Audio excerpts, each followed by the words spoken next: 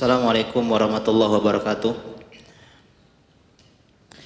Alhamdulillahirabbil alamin wassalatu wassalamu ala nabiyyina Muhammadin wa ala alihi wa ashabihi ajmain wa man tabi'ahum bi ihsanin ila yaumiddin, amma ba'du. Segala puji bagi Allah Subhanahu wa taala yang pada sore hari ini Allah Subhanahu wa taala masih berikan kita nikmat untuk bisa hadir di majelis ilmu. Dan insyaallah pada sore hari ini kita akan bahas tentang sejarah Lailatul Qadar.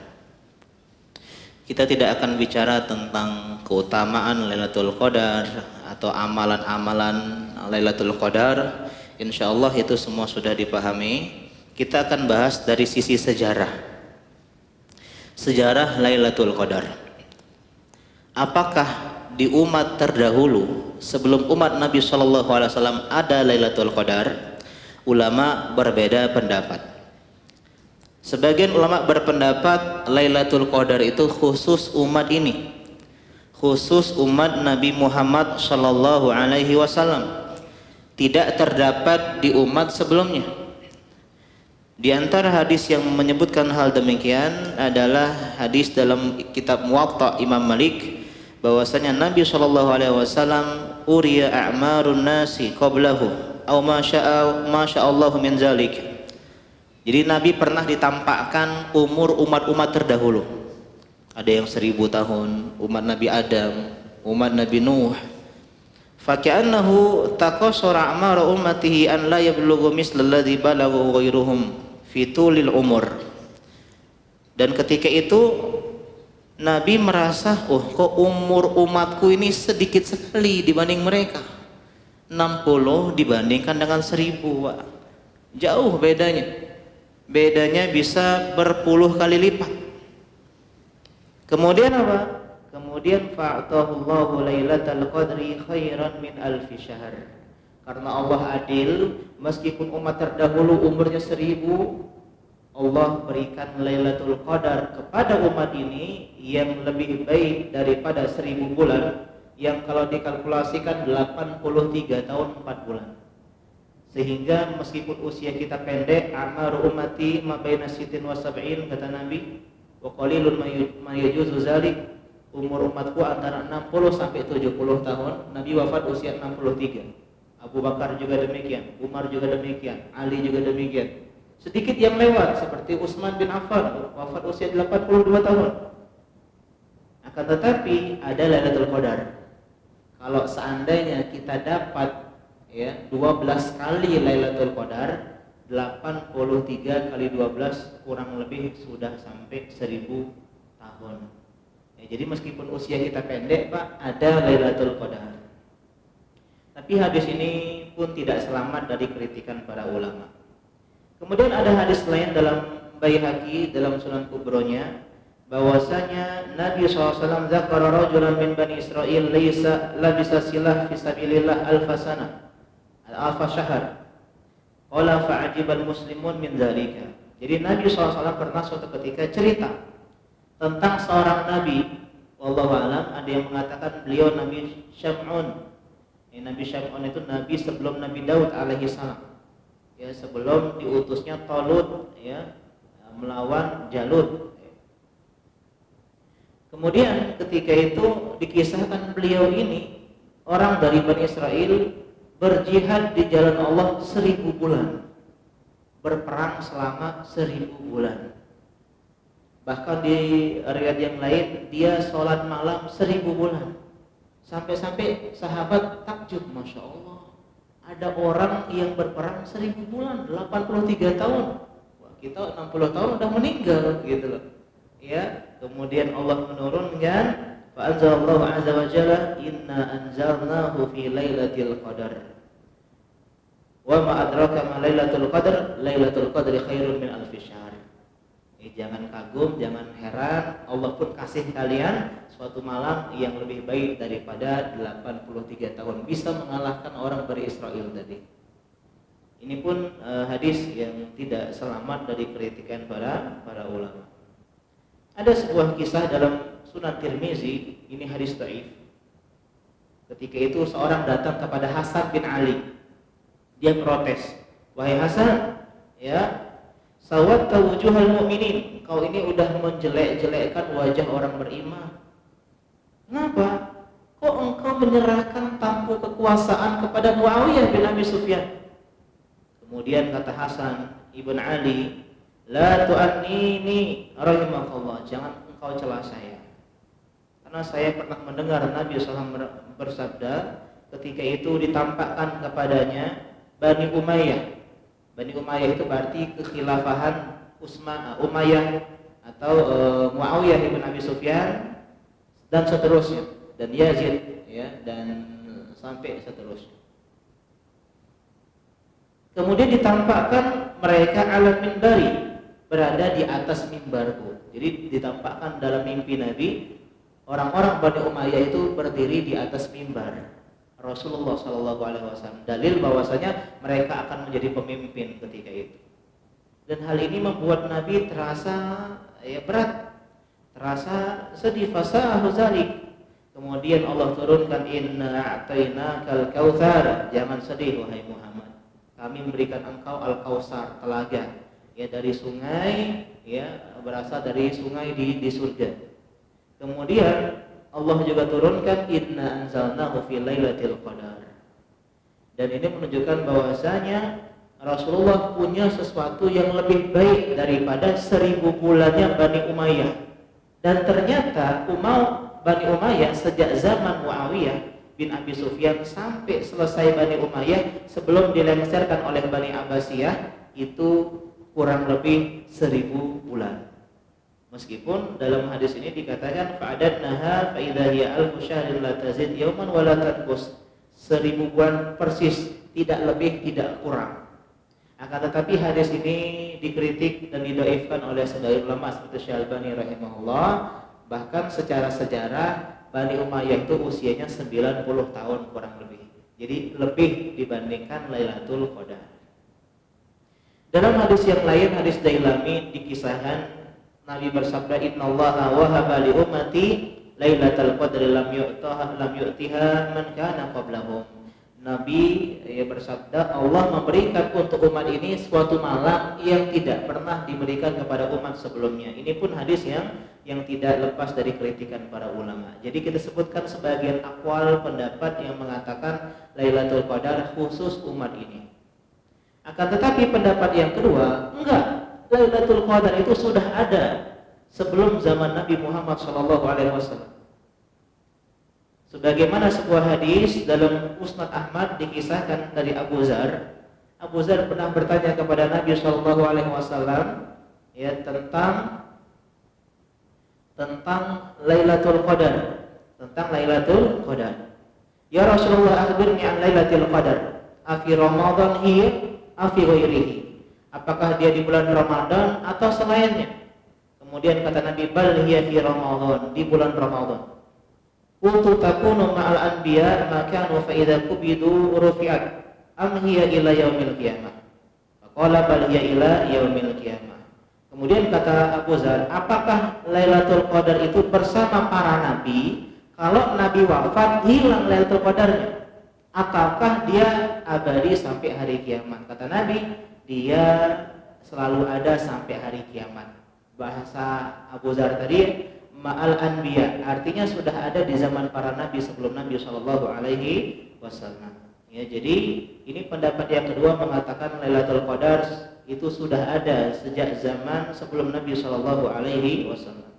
Dan pendapat yang lebih tepat, wallahu ta'ala alam, adalah menggabungkan keduanya. Lailatul Qadar itu sudah ada sejak umat terdahulu, ya, kemuliaannya, keistimewaannya, akan tetapi perintah untuk menghidupkannya dan ganjaran pahala 1000 bulan itu khusus umat ini. Jadi Lailatul Qadar sudah ada di zaman dahulu. Hanya saja perintah untuk sholat tarawih, menghidupkan, kemudian dilipat gandakan menjadi 1000 bulan atau 83 tahun 4 bulan, itu khusus umat ini. Dan ini bantahan bagi pendapat yang mengatakan Lailatul Qadar itu sudah tidak ada. Karena ada sebagian pendapat yang menyeleneh, yang menyelisihi pendapat para ulama mengatakan Lailatul Qadar itu sudah tidak ada zaman sekarang. Berdasarkan sebuah hadis dari Nabi SAW, Ketika itu beliau keluar untuk memberitahukan kepada sahabat kapan Lailatul Qadar. Fatalaha rajulani minal muslimin, tapi ada dua sahabat yang sedang bertengkar. Faqala kharajtu li ukhbirakum bi Lailatul Qadri fatalaha fulan wa fulan farufi'at. Ya. Saya pengen kasih tahu tentang Lailatul Qadar itu kapan.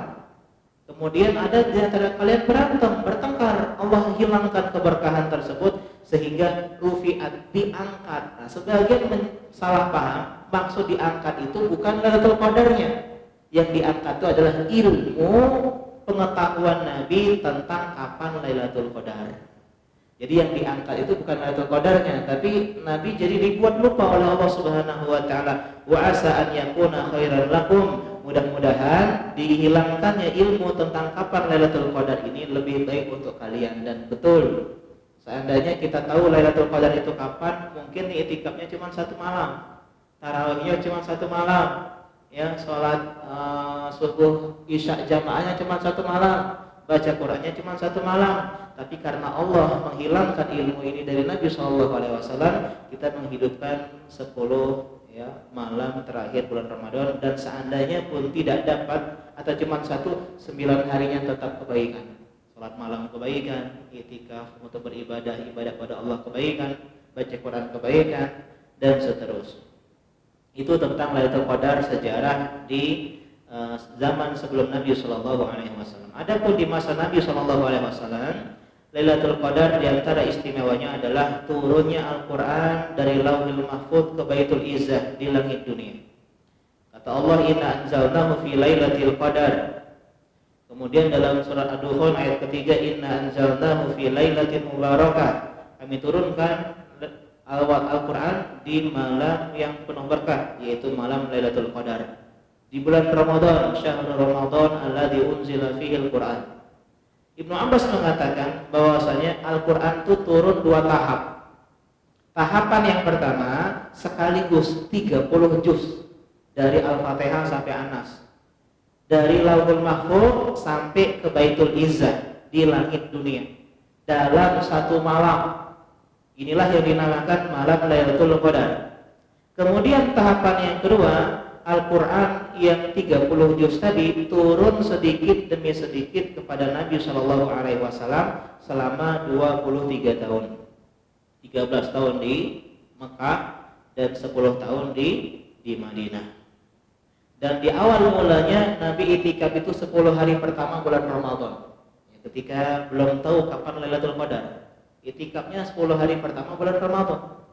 Kemudian kata Jibril alaihissalam, enggak sekarang, di selanjutnya. Akhirnya Nabi lanjutkan i'tikaf di 10 hari pertengahan bulan Ramadan. Kemudian selesai itu Jibril alaihissalam mengatakan, enggak, ya carilah di 10 malam terakhir bulan Ramadan.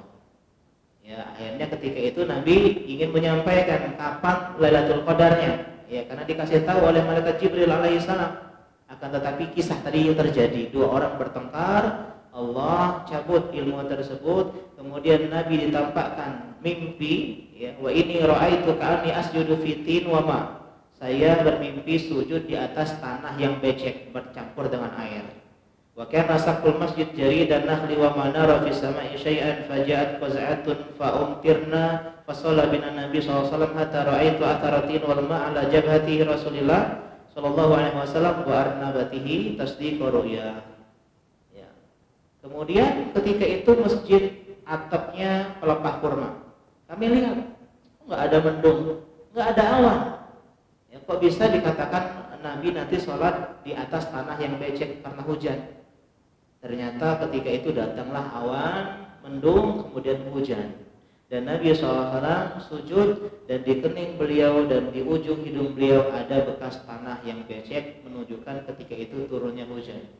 Akan tetapi wallahu a'lam, ya, apakah Lailatul Qadar itu harus hujan atau tidak? Wallahu a'lam. Kalau malam 21 kemarin hujan, malam semalam juga 23 hujan. Ya. Ini tentang Nabi Shallallahu Alaihi Wasallam. Sejak saat itu kata Aisyah, Nabi tidak pernah meninggalkan i'tikaf 10 malam terakhir bulan Ramadan. Ya. Akan tetapi pernah suatu ketika Nabi meninggalkan dan mengkodoknya di bulan Syawal. Karena satu Ramadan ya Nabi tidak itikaf, ini menunjukkan itikaf tidak wajib ya, sunnah Nabi tinggalkan dan digantinya di 10 hari di bulan Syawal. Ya Allah taala a'lam. Dan ini diantara tentang sejarah Lailatul Qadar. Sampai sekarang ada Lailatul Qadar dan kita diperintahkan untuk menghidupkannya ya. Dan di antara cara menghidupkannya adalah dengan menjaga sholat yang wajib, terutama sholat isya dan sholat subuh berjamaah. Man sholat isya fi jamaah faka'annama sholat nisfal lail, wa man sholat subha fi jamaah faka'annama sholat laila kullah. Siapa yang sholat isya dan subuh berjamaah dua-duanya, maka seperti sholat semalam suntuk. Begitu juga sholat tarawih sampai imam selesai. Man qama mal imam hatta yansharif kutiba lahu qiyamul lailah, pahalanya salat semalam suntuk. Dalam hadis Imam Ahmad dikatakan man qara'a bi mi'ati ayatin fi lailatin kutiba lahu qunutul lailah. Kalau kita baca Quran satu malam 100 ayat ya, 100 ayat kurang lebih, maka mendapatkan pahala juga yang sama. Dan memperbanyak doa, di antaranya adalah dengan doa Allahumma innaka afuwun tuhibbul afwa fa'fu anni, yang diajak Aisyah radhiyallahu anha. Kemudian ibadah-ibadah yang lainnya, sedekah, kemudian zikir, kemudian baca Quran, kemudian istighfar, sholawat, ya, dan ibadah-ibadah yang lainnya. Allah taala alam. Ulama berpendapat kapan, ada yang mengatakan berpindah-pindah, ada yang mengatakan tidak, cuman lebih bagusnya kita hidupkan 10 malamnya. Kalau udah 10 malam kita hidupkan semuanya, insya Allah dapat Lailatul Qadar. Ada yang mengatakan 27, ya bersumpah, ini pendapat jumhur para ulama. Ada mengatakan yang selainnya. Ya, Allah taala alam. Ini diantara yang bisa kita sampaikan tentang sejarah Lailatul Qadar, dan jangan sibuk dengan tanda-tanda. Ya.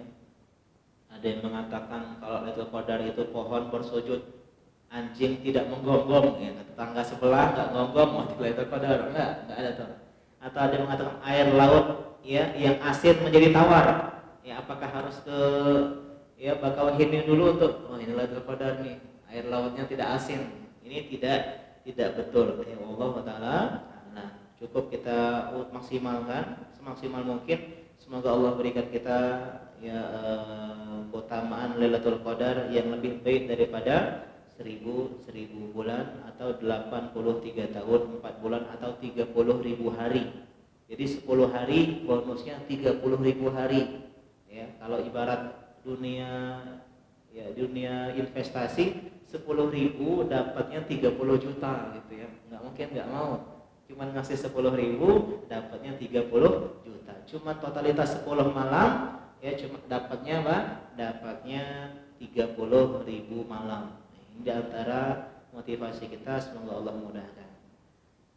Dan sebaiknya itikaf, kalau tidak pun tidak masalah. Tidak ada syarat Lailatul Qadar adalah beritikaf. Ya. Jadi yang penting beribadah dengan ibadah yang soleh, yang kebaikan. Semoga Allah catat sebagai amal ibadah yang ikhlas dan sesuai dengan sunnah Nabi SAW agar diterima dan mendapatkan keutamaan Lailatul Qadar. Kita akhiri subhanaka Allahumma bihamdika asyhadu an la ilaha illa anta astaghfiruka wa atubu ilaik. Assalamualaikum warahmatullahi wabarakatuh.